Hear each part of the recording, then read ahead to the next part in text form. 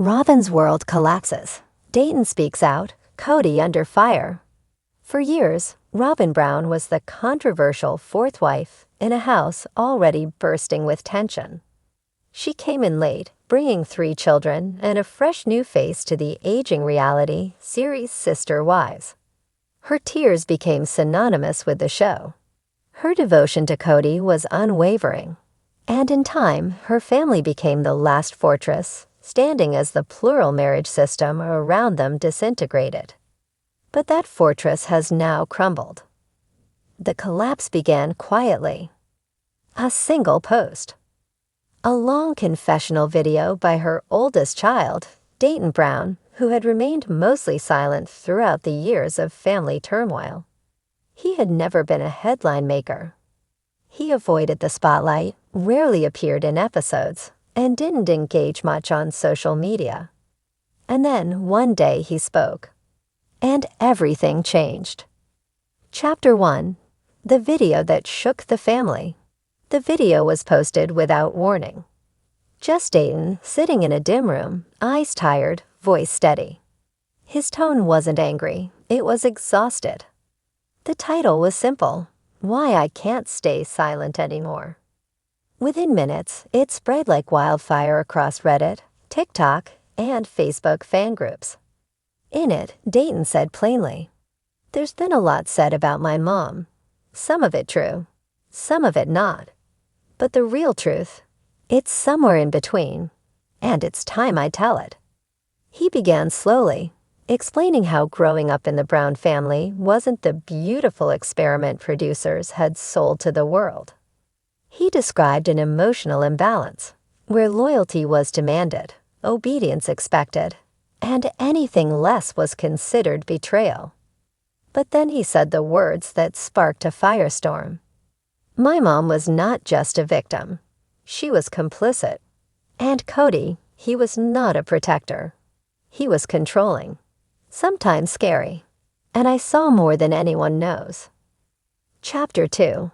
Life Behind Closed Doors. Dayton painted a picture far different from what Sister Wives portrayed. Viewers had seen a dutiful mother, always trying to unite the family.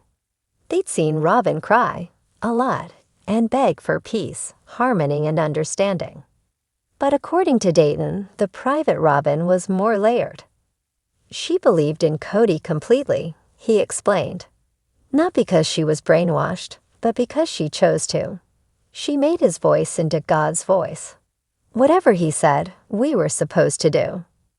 Dayton detailed how Robyn enforced rules rigidly during the COVID lockdowns, isolating her children not just from other family members, but from their own emotional needs. I wasn't allowed to ask questions, he said. If I disagreed with anything Kody did or said, it wasn't just disrespect, it was seen as betrayal. What hurt most, he confessed, wasn't the control, it was the silence. My mom knew when things were wrong. She saw it, but she never stood up for us. Not really. Chapter 3. Kody Under Fire. But the revelations didn't stop with Robyn. Dayton turned his attention to Kody, the man who had legally adopted him, and presented himself as a father to all the children equally. I wanted to love him, Dayton said quietly. I tried. But Kody never saw me as a son. I was my mom's kid, a side note in his legacy. He described moments of emotional neglect, manipulation, and at times volatile outbursts. He wasn't physically abusive, but emotionally, he'd freeze you out. He'd make you feel small, especially if you were a boy who challenged him. Dayton recalled one confrontation when he was 17. He had spoken up during a family discussion about his future. Kody didn't like it. He got in my face, told me I didn't know what I was talking about, that I needed to man up and show some loyalty. I remember thinking, you're not my dad. You just play one on TV.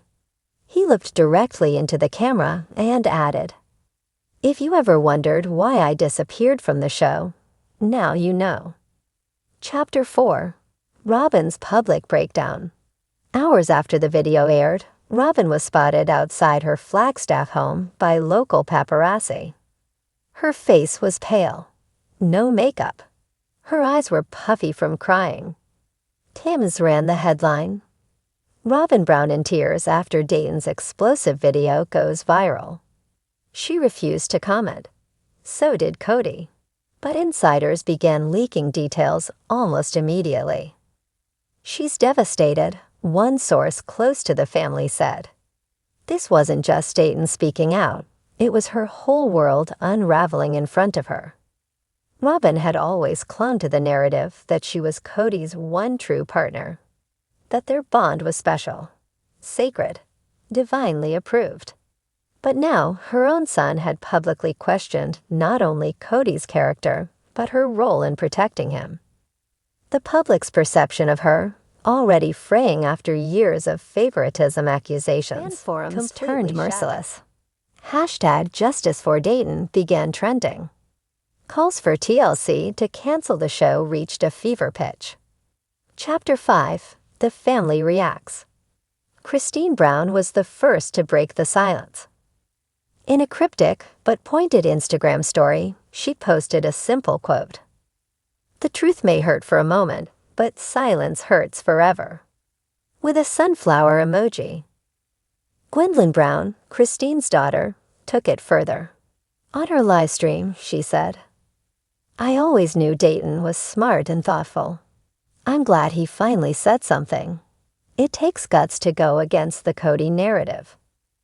Even Mary Brown, usually reserved post-divorce, shared a message. Accountability isn't betrayal. Sometimes love means telling the truth. Janelle offered support more quietly, liking several fan tweets defending Dayton's courage and reposting a message about protecting our children at all costs. The silence from Robyn's camp grew louder with each passing day. Chapter 6. The network responds. TLC, under mounting pressure, released a short statement. "We are aware of recent comments made by a member of the Brown family and are reviewing all content and contracts in light of these developments. Our primary concern is for the safety and well-being of all individuals involved." Rumors swirled about possible legal action, NDAs being revisited, and production being temporarily paused. Some insiders suggested that TLC executives were blindsided by the video, having believed that Dayton would remain off-limits as he had in past years. But now, the youngest adult voice had become the most powerful, and he wasn't done yet. Chapter 7. The Aftermath. In a second, shorter video posted days later, Dayton addressed the reactions. "I didn't do this to destroy anyone," he said, "especially not my mom. I love her, I always will. But love doesn't mean staying quiet." He also clarified that he wasn't seeking fame or attention. "I'm not writing a book. I'm not doing interviews. I just needed to speak. And now I'm going to step back." And with that, Dayton Brown walked away from the spotlight again. But the damage, or clarity, depending on your view, was already done. Robyn, according to insiders, has become reclusive. Her relationship with her older children is tense, while her younger kids are asking hard questions. Kody, meanwhile, has reportedly retreated entirely from public view. Epilogue. The Empire Falls. There was once a time when the Brown family stood as a symbol of unconventional love, spiritual commitment, and unity under plural marriage. But the cracks were always there. Hidden in basement apartments, in whispered phone calls, in quiet dinners where one wife sat alone.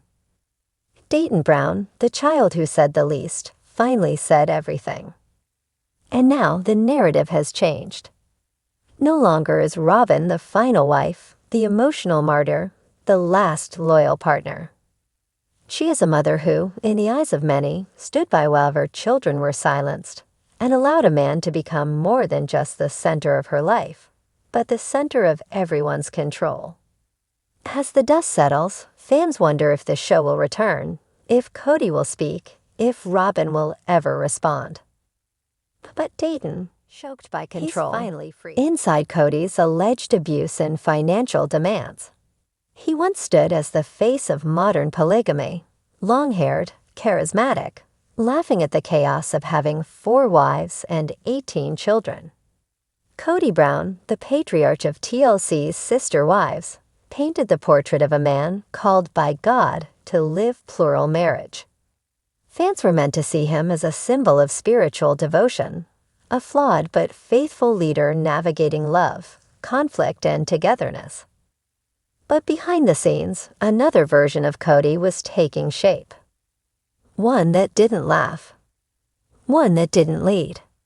One that, according to recent revelations, controlled. As former wives flee the compound, children speak out, and legal paperwork quietly makes its way through courts, a different story is emerging. A narrative not of unity, but of manipulation, emotional abuse, and a toxic grip on the family finances that left many of the women feeling trapped. This is the Kody you didn't see on TV. This is the Kody that choked his family, not with hands, but with power. Chapter 1. The Illusion of Equal Love. In the early seasons of Sister Wives, Kody's charm was undeniable. He juggled his time between Mary, Janelle, Christine, and eventually Robyn. He kissed babies, cracked jokes, and drove long distances to make each wife feel included. But according to several of the Brown children, the illusion of equal love was just that, an illusion. He said it all the time, "I love all my wives equally." But we all saw the truth, said Robyn Brown in a recent live stream. It was Robyn's house he stayed in the most. It was Robyn's kids he spent the most time with. He stopped even pretending after a while. The first signs of control weren't loud. They were strategic. Kody began using religion as leverage, reminding his wives that to question him was to question God's plan. And if they needed anything, they had to go through him. Chapter 2. The Financial Stranglehold. For years, the family operated under a collective income model, pooling resources to survive as one large household. But as Christine, Janelle, and even Mary would later admit, that model left them with little to no control over their own finances. When we bought the land in Flagstaff, Kody insisted it had to be in his name, Janelle revealed in a confessional during the one-on-one special. He said it was to protect the family. But really, it meant none of us had equity.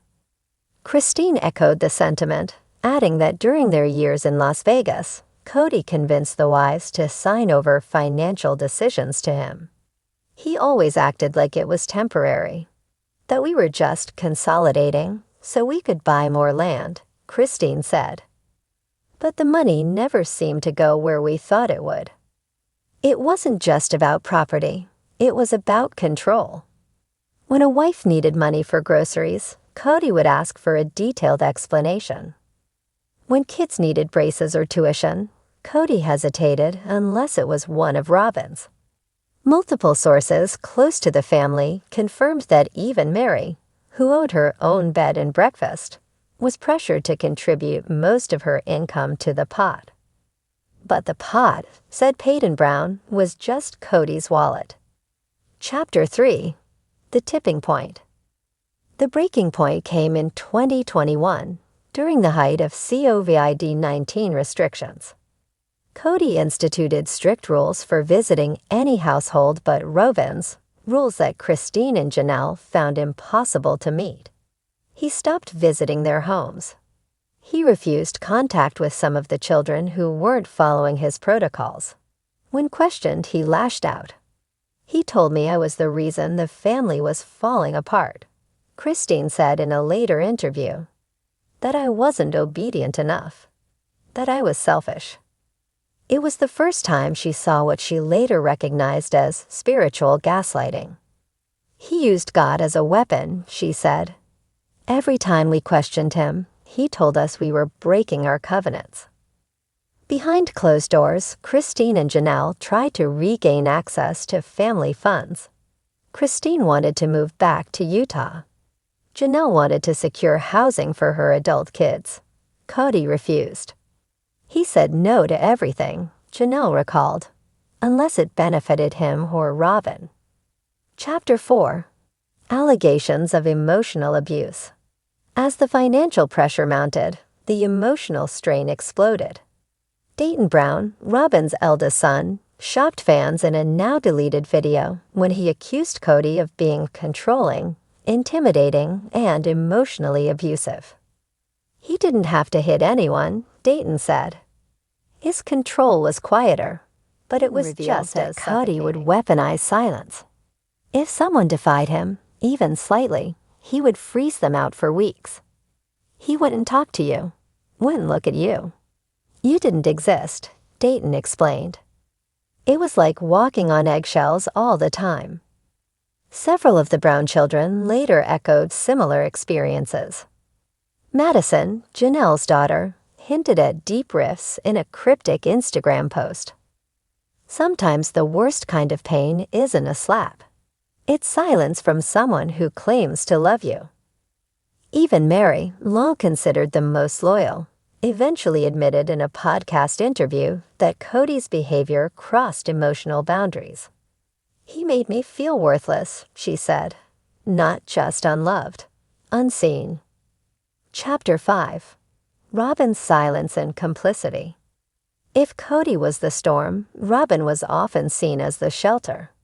But Dayton's video and subsequent family discussions revealed a more complex reality. Robyn knew, Christine stated bluntly. She saw how he treated us.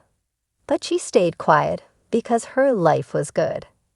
In private text leaks shared by an anonymous source close to the family, Robyn allegedly encouraged Christine and Janelle to pray for strength to stay rather than leave.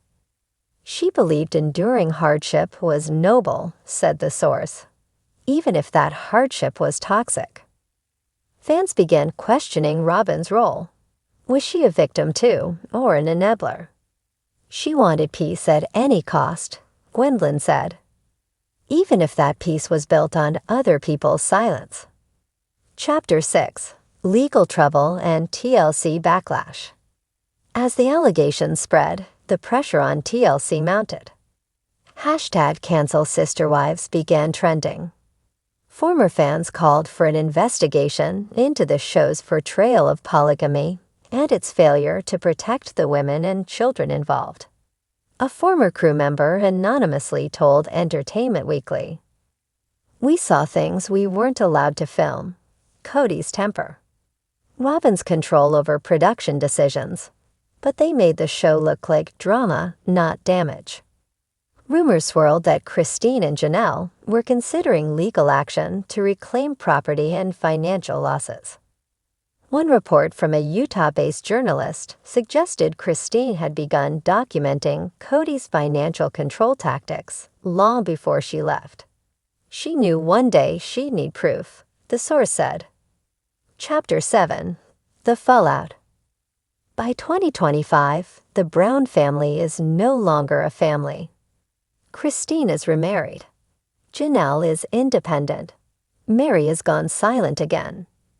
Kody lives full-time with Robyn, rarely seen outside their Flagstaff home.